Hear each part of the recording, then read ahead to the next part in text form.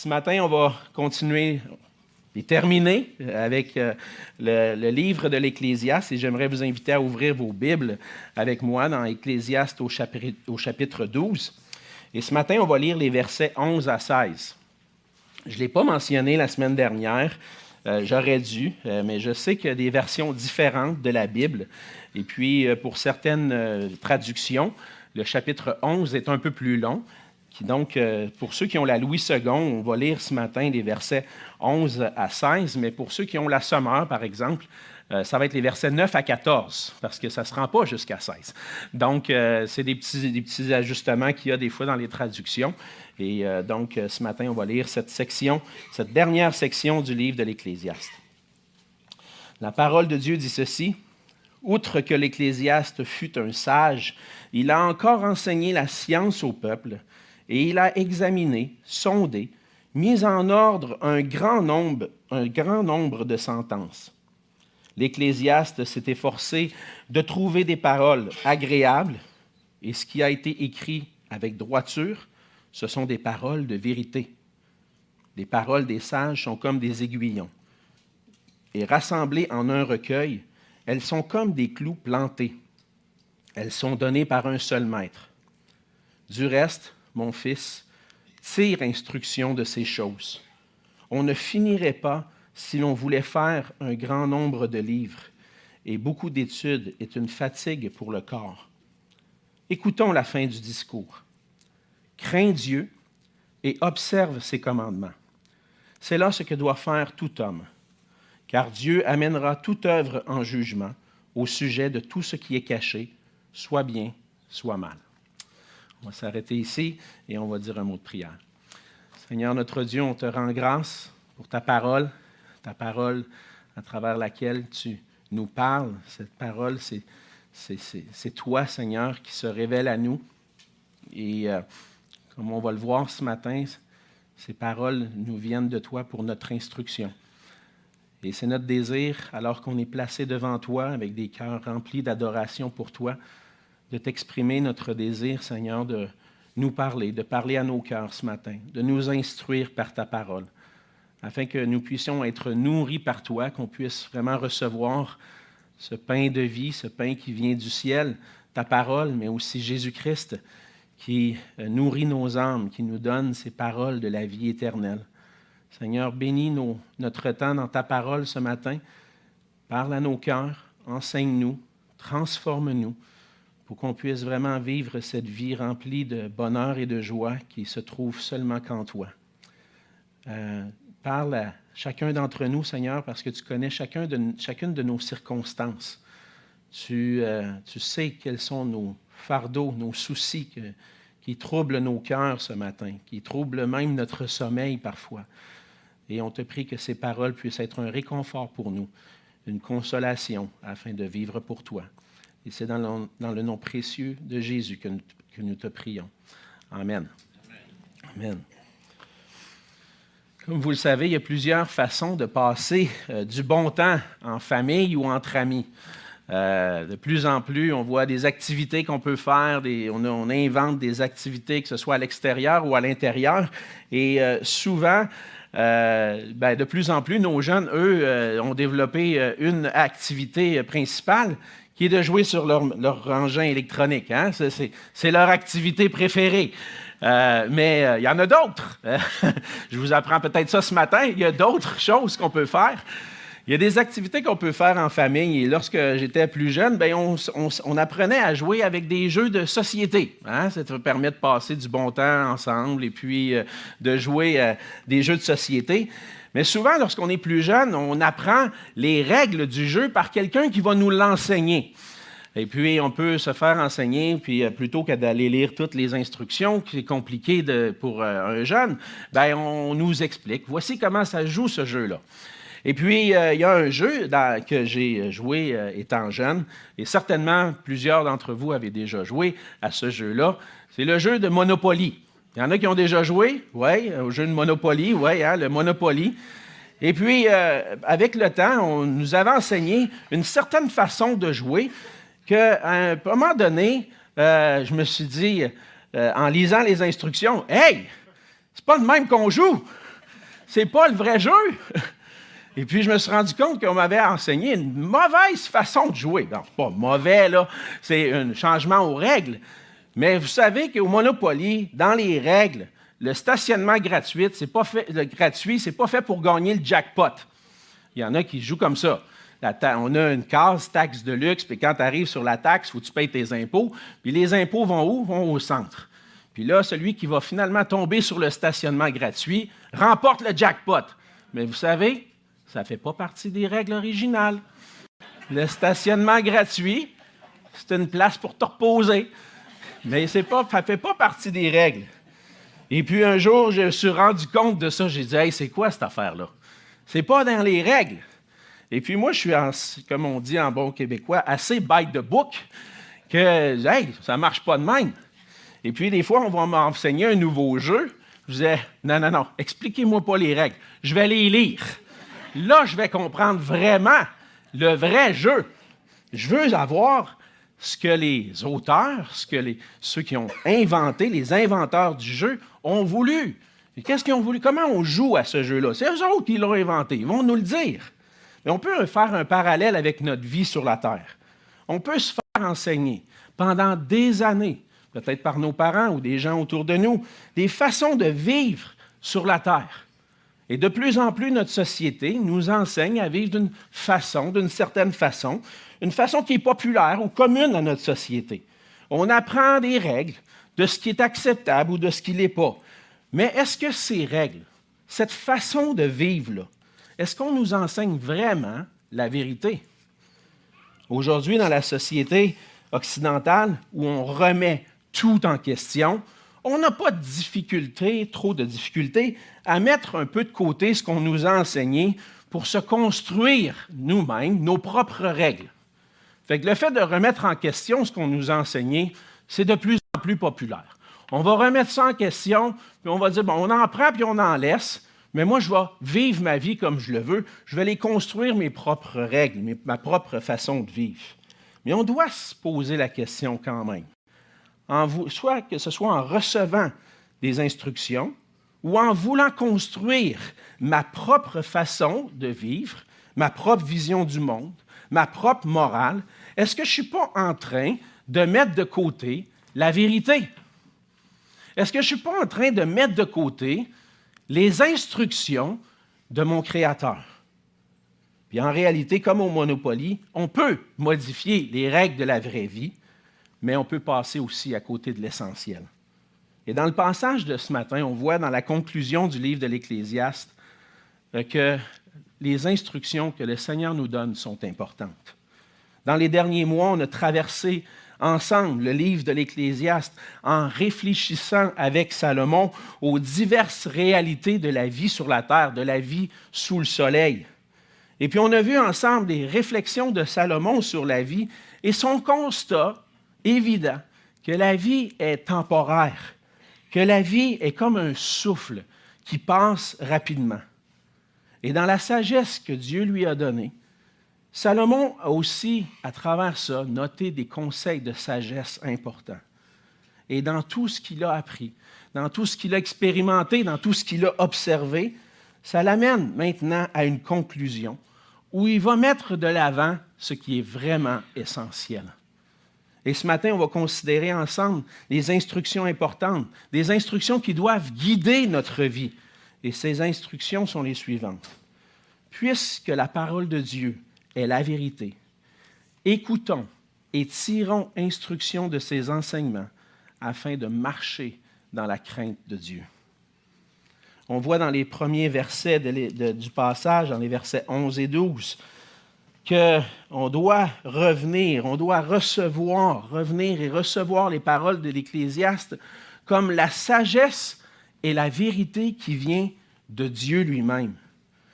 On dit dans le premier verset que l'Ecclésiaste, qui fait référence au roi Salomon, fut un sage qui a enseigné la science au peuple, qui a sondé les choses, mais qui a mis aussi par écrit un grand nombre de sentences.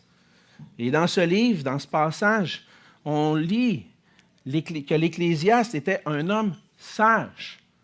Et oui, c'était un homme sage parce que Salomon avait reçu une grande sagesse de la part de Dieu. Il n'a pas toujours fait bon usage de cette sagesse-là, mais il l'avait parce que Dieu lui avait donné. Et il a partagé cette sagesse qu'il a acquise et qu'il a reçue de Dieu, mais qu'il a aussi acquise par de profondes réflexions pendant toute sa vie. Et là, on voit un homme avancé en âge qui veut donner les dernières instructions et dire, voici ce qui est vraiment important, ce que vous devez retenir. Et ce qu'on voit, c'est que Salomon, dans toute sa vie, a quand même écrit plusieurs proverbes, sentences. Et on trouve dans les livres des Proverbes et de l'Ecclésiaste plusieurs paroles de Salomon. Et encore une fois, on a ici, dans ce verset-là, un indice que Salomon est véritablement l'auteur de l'Ecclésiaste, parce qu'il est de ceux qui a écrit de nombreuses sentences qui ont été préservées pour nous. Et il dit qu'il s'est efforcé, qu'il a travaillé fort à trouver aussi, au verset 12, une manière agréable d'exprimer sa sagesse. Et on voit à travers ça que, dans un sens, tout ce que Salomon a écrit, il a mis son cœur dans ça. Il a travaillé fort. Et ça nous fait penser un peu à Luc, qui a écrit son évangile, qui au début de son évangile a dit, après avoir consulté ceux qui ont été des témoins oculaires, je t'ai mis par écrit, Théophile, la vérité, ce qui s'est réellement passé avec Jésus. Donc on voit que Luc avait fait ses recherches, mais Salomon a mis son cœur à mettre par écrit la sagesse qui vient de Dieu. Et on doit, pour nous-mêmes, prendre le temps régulièrement de considérer cette sagesse qui vient de Dieu et qui nous est donnée dans les Proverbes et dans l'Ecclésiaste. La sagesse demande beaucoup de travail, on l'a vu dans l'Ecclésiaste. Et on ne doit pas délaisser, laisser de côté ce trésor de sagesse qui nous a été laissé par Salomon. Et donc, à travers juste de considérer le travail qui a été mis, le cœur qui a été mis à ce travail-là, on doit prendre le temps de dire « Hey, c'est sérieux, je veux écouter ce que cet homme sage-là a à me dire. » Mais non seulement cela. On doit recevoir les paroles de l'Ecclésiaste non seulement comme des paroles d'un homme sage, mais il dit, on doit les recevoir parce qu'elles ont été écrites avec droiture, on doit les recevoir comme des paroles de vérité. Comme la vérité. Et aujourd'hui, je sais que lorsqu'on fait référence à la vérité, ça ne veut plus dire grand-chose.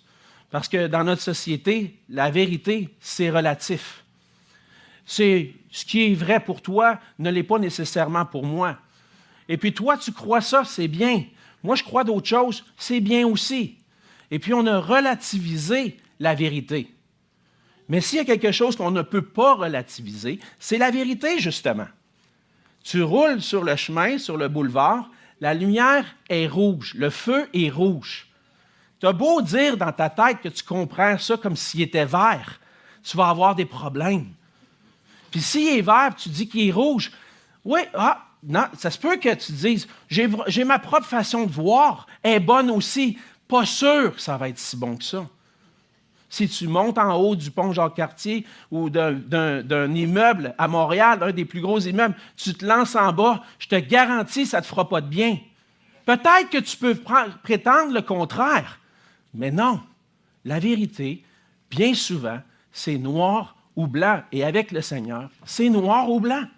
C'est vrai ou faux. Une déclaration peut être vraie ou fausse. Et lorsqu'on dit ces déclarations qu'on trouve dans les Écritures, que Salomon a fait dans l'Ecclésiaste, mais aussi dans le livre des Proverbes, il dit qu'il les a écrits avec droiture, avec un désir que ce soit la vérité, et on peut y trouver dans ses paroles la vérité. En d'autres mots, ce que Salomon est en train de dire, c'est « Prenez-moi au sérieux quand je vous écris. Écoutez ce que je veux vous dire, parce que ces paroles-là sont vraies. Peut-être que tu as une vision de la vie différente de la mienne, mais moi, j'ai découvert que cette vision de la vie-là est vraie parce qu'elle vient de Dieu. Et en écrivant les Proverbes et l'Ecclésiaste, on sait aussi, avec le reste des Écritures, que Salomon était guidé par l'Esprit de Dieu.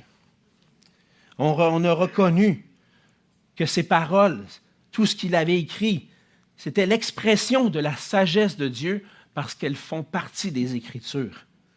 Dans 2 Timothée 3, 16 et 17, Paul va dire à Timothée que toute Écriture est inspirée de Dieu et utile pour enseigner, pour convaincre, pour corriger, pour instruire dans la justice, afin que l'homme de Dieu soit accompli et propre à toute bonne œuvre. Non seulement cela, Pierre va dire que ce n'est pas par une volonté d'homme qu'une prophétie a jamais été apportée, mais c'est poussé par le Saint-Esprit que des hommes ont parlé de la part de Dieu. Et lorsque ces frères, ces apôtres ont écrit ces choses-là, en disant toute Écriture, en faisant référence aux prophètes, faisaient référence à tous les écrits de l'Ancien Testament, dont les Proverbes et l'Ecclésiaste de Salomon. Et ce n'est pas par une volonté humaine, mais c'est poussé par l'Esprit de Dieu que Salomon a mis par écrit ces paroles de sagesse. Et par la bouche de Salomon, on peut comprendre que Dieu parle à ses fils et à ses filles. C'est lui qui veut attirer notre attention sur les vérités qui sont contenues dans sa parole. Ces paroles-là ont été écrites avec droiture. Ce sont des paroles de vérité. Comprenez ça comme si c'était le Seigneur lui-même qui vous disait « Ce qui a été écrit là, c'est vrai. C'est pour toi. Ce sont mes paroles. » Alors le Seigneur veut qu'on arrête, dans un sens, de poursuivre tout ce que le monde pourrait nous suggérer dans notre vision de la vie et qu'on puisse avoir une vision du monde qui est conforme à la sienne. Parce que c'est lui le Créateur. C'est lui qui donne les instructions nécessaires pour vivre une vie heureuse en relation avec lui. Alors, qu'est-ce qu'on va faire maintenant? Est-ce qu'on va négliger les paroles de Salomon, négliger la parole de Dieu? Ou est-ce qu'on va y porter une attention comme un trésor précieux? Est-ce qu'on va recevoir ces paroles-là comme cette nourriture spirituelle qui peut rendre la vie à nos âmes? Notre âme a besoin d'une nourriture et cette nourriture-là se trouve dans la vérité qui se trouve en Dieu, dans l'Écriture. Et pour le disciple du Seigneur, la réponse à ces questions-là est évidente. On doit recevoir les paroles de l'Ecclésiaste et des Écritures comme la sagesse et la vérité qui vient de Dieu. C'est ce qu'on voit dans le travail que Salomon a voulu accomplir. Mais deuxièmement, il va nous dire à quoi servent exactement ces paroles, les paroles des sages, les paroles de sagesse qu'on trouve dans l'Écriture. On voit deuxièmement qu'elles servent à nous guider et à nous affermir. Salomon va comparer les paroles de sagesse à des aiguillons. Il dit au verset 13, « Les paroles des sages sont comme des aiguillons. Et rassemblées en un recueil, elles sont comme des clous plantés, elles sont données par un seul maître. » Il compare les paroles de sagesse à des aiguillons. Un aiguillon, qu'est-ce que c'est? C'est un long bâton muni d'une pointe métallique, une pointe très pointue métallique, dont les bergers se servaient pour guider et diriger les brebis ou les bœufs en particulier. Et c'est un outil que le berger utilise s'il veut diriger ses brebis au bon endroit. Évidemment, lorsqu'on pense à un aiguillon, on ne pense pas à un outil qui flatte. Hein? Non, des fois, un aiguillon, ça pique. Hein? Faut que je change de direction. Hein? Des fois, je vois des couples ensemble, et puis la femme va donner un coup de coude à son mari. C'est comme, oh, qu'est-ce qu'elle faut que j'arrête de parler peut-être, ou j'ai quelque chose à comprendre de ça. Ben, c'est ça, la même chose avec l'aiguillon. L'aiguillon servait à diriger l'animal dans une bonne direction. Puis cette comparaison-là montre que les paroles de sagesse, les paroles de vérité, les paroles de l'Écriture sont un outil dont le Seigneur se sert pour nous guider. Et comme des aiguillons, les paroles de l'Écriture nous dérangent. Parce que ce n'est pas naturel pour nous de recevoir les paroles de l'Écriture. Et lorsqu'on lit la sagesse de Salomon, peut-être que des fois, on était un peu bouleversé. On est un peu bouleversé en nous-mêmes parce que ça ne marche pas avec ma façon de voir les choses. C'est pas de même que je vois la vie, moi. Mais le Seigneur, des fois, il nous pique un petit peu pour dire, change ta façon de penser. Parce que ce que je veux, c'est te diriger vers la bonne direction. Et puis, on aimerait des fois pouvoir agir selon notre propre cœur ou selon notre propre façon de penser, parce que c'est dans notre nature d'être maître de nous-mêmes, de vouloir être le maître de nous-mêmes. Je ne veux pas savoir, je veux pas que quelqu'un me guide. Non, moi, je vais guider ma vie comme je veux. C'est ça que je veux. Mais quand le Seigneur veut utiliser sa parole, le Seigneur utilise sa parole pour nous enseigner, pour nous convaincre, pour nous corriger, nous piquer un petit peu dans le derrière, tasse-toi à gauche, tasse-toi à droite. C'est comme ça. Ça fait mal. Ça peut faire mal. Mais c'est nécessaire. Parce que c'est ce que le Seigneur veut. Il veut notre bien. Puis même si ça te dérange, ben va vers le Seigneur. Ça me dérange. Seigneur, quand tu dis ces paroles-là, moi, j'ai de la misère à accepter ça. Aide mon cœur à recevoir ta parole. Aide-moi à les recevoir pour que je puisse t'obéir. Mes frères et sœurs, comme des enfants obéissants à notre Seigneur, on a besoin d'accepter que sa parole vienne nous déranger parfois, pour qu'on puisse être guidé dans notre façon de penser, dans notre façon de nous conduire. Et on ne veut pas être des enfants rebelles au Seigneur, mais obéissants à sa parole. Et on a besoin de veiller sur notre cœur continuellement pour être à l'écoute de sa parole, pour pas que notre cœur devienne insensible à la vérité de sa parole. Et par son esprit, le Seigneur peut nous donner un cœur enseignable, un cœur sensible à sa parole, pour qu'on puisse se diriger, être guidé dans la bonne direction, parce que le Seigneur veut notre bien. Et les paroles de sagesse qu'on trouve dans l'Écriture sont utiles pour nous guider, alors laissons-nous guider. Écoutons la parole de Dieu.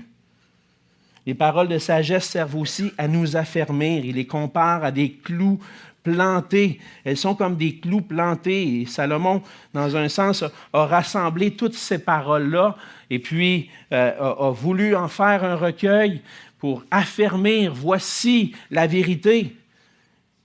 Puis c'est nécessaire que la parole a été mise par écrit. Les paroles s'envolent, mais les écrits restent.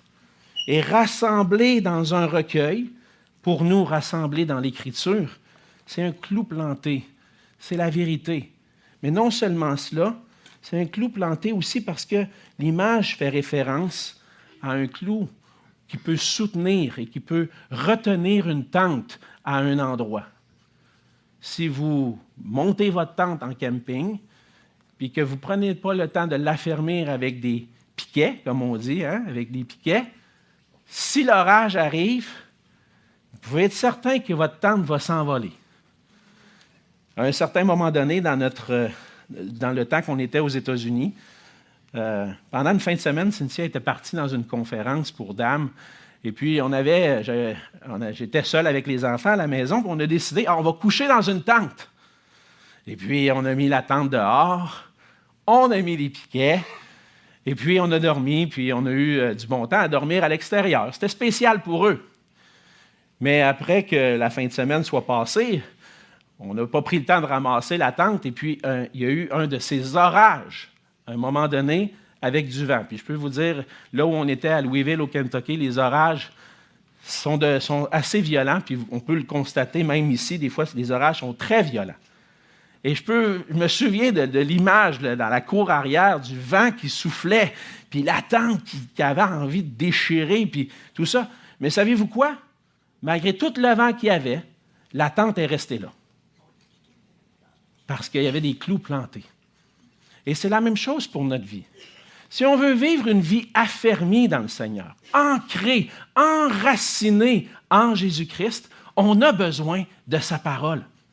On a besoin de sa parole qui nous enseigne sa sagesse pour qu'on puisse rester affermis en lui. Et quand la tempête va venir, ça se peut que, ça brasse un peu, mais je vais rester affermi en Jésus-Christ. Et c'est pour ça que l'apôtre Paul va dire aux Éphésiens que Dieu donne à son Église des hommes capables d'enseigner, des pasteurs, docteurs, des évangélistes. Et on lit dans Éphésiens 4, 11 et 15 qu'il les a donnés pour un but.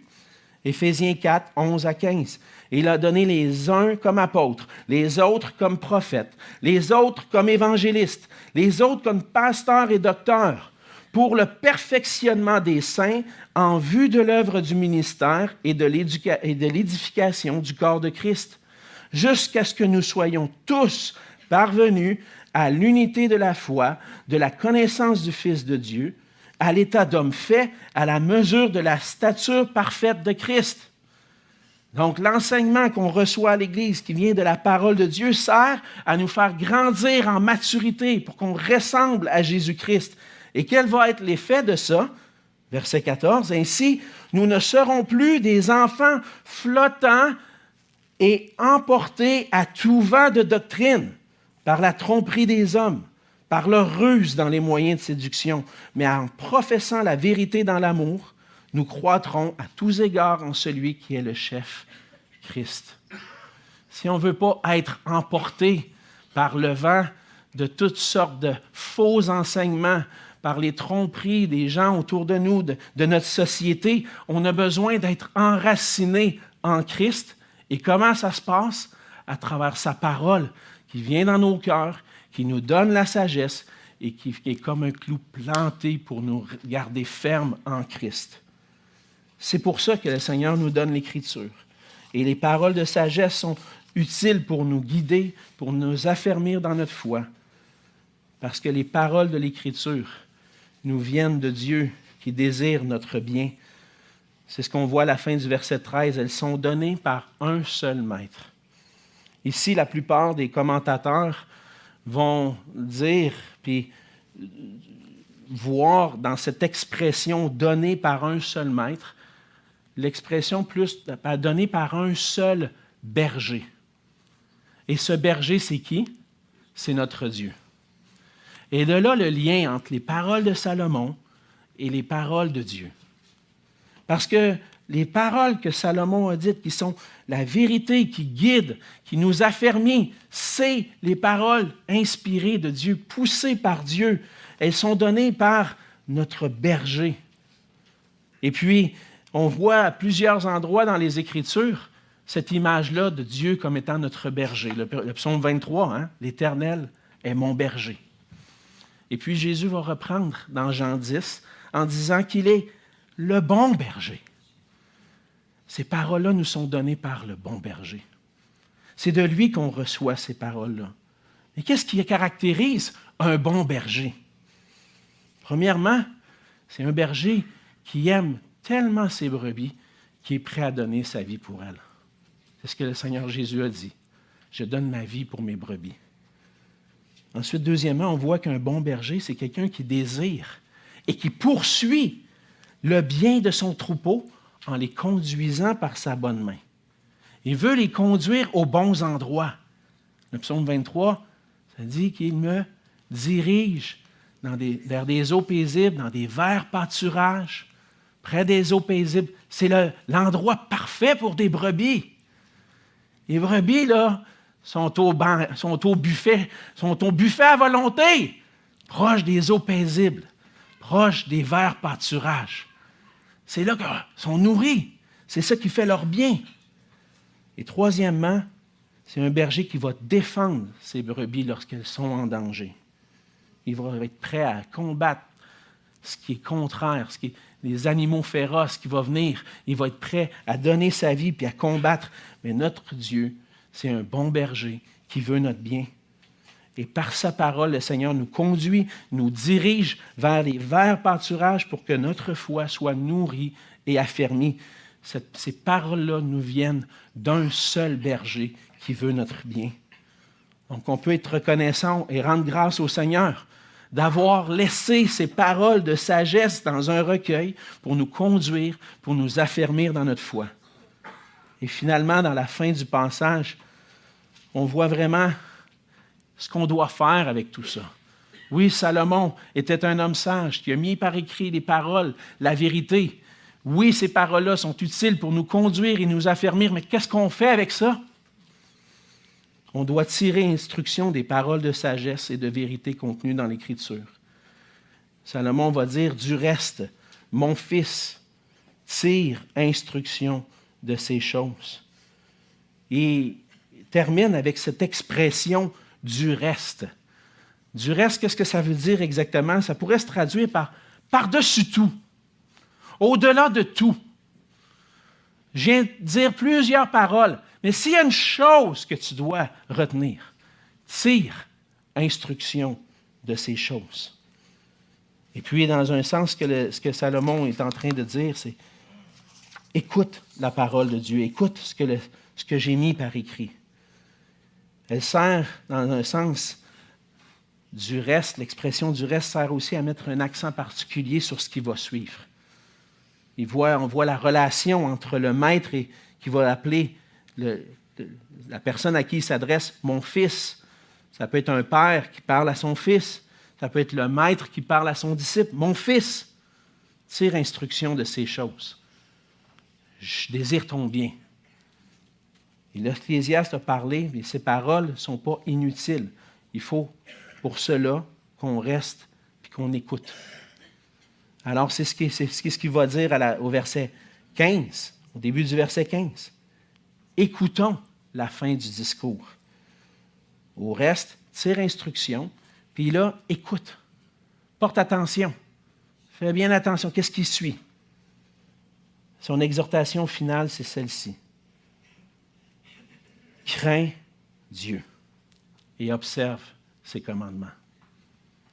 S'il y a une chose que je veux que vous reteniez, frères et sœurs, de tout le temps qu'on a passé dans l'Ecclésiaste, de tous les messages que vous entendez le dimanche matin, s'il y a une seule instruction, puis je le dis aussi à mes enfants à la maison, s'il y a une seule instruction que vous devez retenir, c'est celle-ci. Crains Dieu. Et là, tu vas me dire, mais qu'est-ce que ça veut dire, ça? Crains Dieu. Faut que j'aille peur de lui? Eh non. Il y en a qui disent, eh non, pas ça. Mais c'est vrai, le mot craindre vient du mot peur. Crains Dieu. Aie peur de Dieu. Peut-être. Si tu ne lui appartiens pas. Parce que Dieu va venir en jugement. Tu vas venir en jugement devant Dieu un jour. Oui, tu as à craindre Dieu, puis peut-être que c'est la peur qui t'habite. Mais si tu es un enfant de Dieu, ça veut dire plus que ça. Ça veut dire, observe ses commandements. C'est écrit, crains Dieu. Comment? Observe ses commandements. OK. Bon, tu m'aides là, mais ça ne m'explique pas c'est quoi ça veut dire craindre. Mais si tu dois craindre, puis que la façon dont tu vas le démontrer, c'est dans l'obéissance, ça veut dire que tu reconnais qui Dieu est. Ça, c'est la première étape. Dieu, ce n'est pas ton chum. Il n'est pas l'égal, il n'est pas ton égal. Il est celui qui règne. C'est le roi. Dans la pensée de Salomon, c'est clair. Lui est le roi d'Israël. Mais il y a un roi encore plus grand que lui. C'est Dieu. Il pourrait le droit de dire comme roi, craignez le roi. Mais il ne dit pas ça, il dit crains Dieu. Parce qu'il y en a un au-dessus de tout. Et ce que ça veut dire, c'est dans un sens, reconnais qui est Dieu. Reconnais que c'est ton Créateur. Que c'est lui qui a voulu ta vie pour que tu puisses vivre pour sa gloire. Soumets-toi à sa volonté. Ça veut dire, ça va demander de plier le genou devant lui, de reconnaître qui il est puis de l'adorer. Mais dans Michée 6.8, je pense qu'on voit un résumé de ce que veut dire réellement craindre Dieu. C'est dit dans d'autres paroles, mais qui peuvent nous aider à comprendre. Michée 6, verset 8, on lit ceci, « On t'a fait connaître, ô homme, ce qui est bien. » Les commandements de Dieu. Hein? Et ce que l'Éternel demande de toi, c'est que tu pratiques la justice, que tu aimes la miséricorde et que tu marches humblement avec ton Dieu. C'est une autre façon de dire « crains Dieu ». Pratique la justice. Obéis aux commandements de Dieu. Fais ce qui est droit, ce qui est juste devant Dieu. Pratique-le. Mets en pratique sa parole. Mais ce que ça veut dire aussi, c'est que tu n'as pas juste une relation avec Dieu. Tu as une relation avec des gens autour de toi aussi. Aime la miséricorde. Aie compassion de l'amour pour les gens autour de toi. Parce que les 2 commandements les plus grands se résument à ceci. Hein? Aime Dieu de tout ton cœur, de toute ta pensée, de toute ton âme, de toute ta pensée, de toute ta force. Et aime ton prochain comme toi-même. Tu ne peux pas aimer Dieu si tu n'aimes pas ton prochain. Et aimer son prochain fait partie d'aimer la miséricorde et de marcher humblement avec Dieu. C'est ce que on pourrait résumer rapidement ce que c'est de craindre Dieu. C'est ce que toute personne doit faire. Ce que Salomon dit à la fin du verset 15, c'est là ce que tout homme doit faire. Ce que toute personne doit faire. Qui que tu es ce matin, ce que Dieu demande de toi, crains-le. Pratique la justice. Aime la miséricorde. Marche humblement devant lui. C'est ça que Dieu demande de toi. Et là, la question c'est, quel est ton sentiment envers le Seigneur? Est-ce que tu peux dire sincèrement que tu l'aimes de tout ton cœur? Quel est ton sentiment envers ton prochain? C'est qui mon prochain? Il y en a qui ont posé la question à Jésus. C'est lui qui est à côté de toi. Là. Quand tu es dans ta maison, c'est qui? C'est ta femme, ton mari. C'est lui ton prochain. Aime-le. Tes enfants, ta famille plus grande, plus élargie. Ton frère, ta sœur dans l'Église. C'est quoi ton sentiment? Peut-être que le Seigneur te ramène une personne dans ta tête, tu te dis, lui, non, oublie ça. Là. Aimer la miséricorde. Non. Non, Seigneur, ça se peut pas. Tu ne peux pas me demander ça. Eh oui, c'est ça que le Seigneur nous demande. Parce qu'il veut qu'on soit comme lui. Pensez à où vous étiez avant de connaître Christ. Puis chacun d'entre vous pourriez dire, je ne méritais pas l'amour de Christ. Bien, ton prochain, il ne mérite pas non plus ton amour. Puis tu as raison de dire ça. Mais Christ t'a aimé puis t'a dit, aime-le. Tu ne peux pas haïr quelqu'un que Christ a aimé. Tu ne peux pas haïr quelqu'un que Christ a donné sa vie pour lui. Aime ton prochain. Je parle puis je me dis, mon ami, c'est tough. Oui, c'est tough. Puis on va arriver à savoir comment exactement je vais vivre ça. Mais le point dans tout ça, c'est que je dois vivre comme ça. Parce qu'un jour, je vais avoir à rendre compte à Dieu. Il y a un jugement. Dieu va amener toute œuvre en jugement au sujet de tout ce qui est caché, soit bien, soit mal. Tu as besoin de craindre Dieu. Pas seulement par peur de lui, mais parce que c'est lui le Dieu glorieux, puis c'est pour ça qu'il t'a créé, c'est pour que tu puisses le glorifier. Alors, si on a besoin de tirer une instruction ce matin, c'est craindre Dieu. Et puisque la parole de Dieu est la vérité, on doit l'écouter, tirer instruction de ses enseignements pour marcher dans la crainte de Dieu. La parole de Dieu contient les paroles de sagesse, de vérité qui viennent de Dieu, qui nous conduisent, qui nous affermissent et nous conduit à craindre Dieu. Alors, ça nous place devant ce choix ce matin de dire, hey, comment je vais faire ça, moi? Craindre Dieu. Aimer Dieu. Aimer mon prochain. Ça nous place devant cette décision de dire, est-ce que je vais craindre Dieu ou non? Mais comment c'est possible? Seulement par l'œuvre de Dieu lui-même en Jésus-Christ. Je suis un pécheur.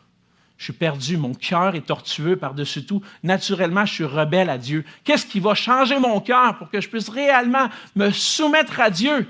Il y a seulement Dieu qui peut faire ça. Parce que naturellement, je suis mort spirituellement. Je suis incapable de bien spirituel. Je suis incapable de glorifier Dieu par ma vie. Comment ça va être possible? Seulement par l'œuvre de Christ accomplie pour nous à la croix, puis par sa résurrection. Où il nous fait passer de la mort spirituelle à la vie spirituelle. Et crains Dieu, ça s'adresse à tout le monde. Ça s'adresse à tout le monde. Mais celui qui va être vraiment en mesure de le vivre, c'est parce qu'il a la vie spirituelle de Christ par l'Esprit de Dieu en lui. Alors, comment je vais faire? Cours vers lui. Cours vers Jésus. Puis dis, Seigneur, j'ai besoin de toi pour vivre cette vie-là à laquelle tu m'appelles.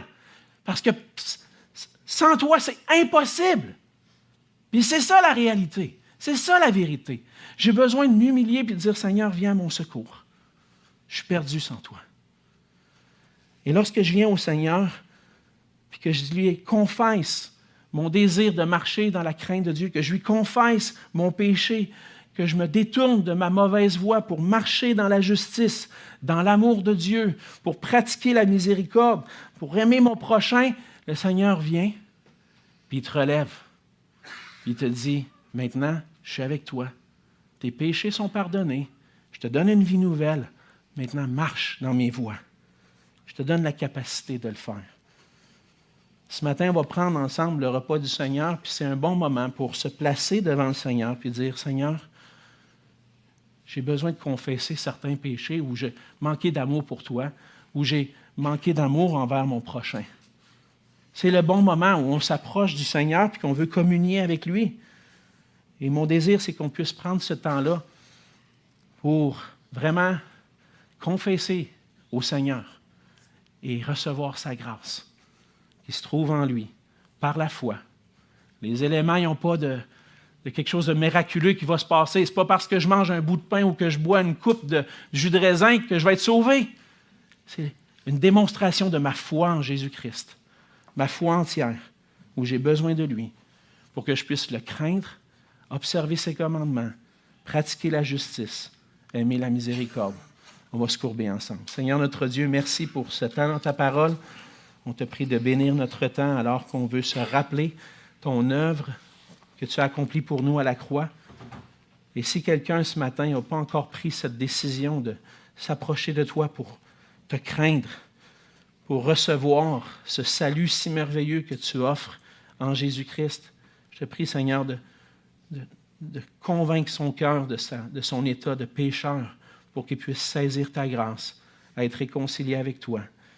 Et pour chacun d'entre nous, Seigneur, qui avons fait ce pas de foi, de s'appuyer sur toi seul pour notre salut, donne-nous la grâce, Seigneur, de te craindre jusqu'à la fin, de persévérer, pour que lorsqu'on va arriver devant toi, Seigneur, on n'ait pas à rougir, mais qu'on puisse voir vraiment l'œuvre de Christ qui nous purifie et qu'on puisse avoir cette joie d'entrer dans ta présence. Seigneur, aide-nous à te craindre, à te glorifier en marchant pour toi.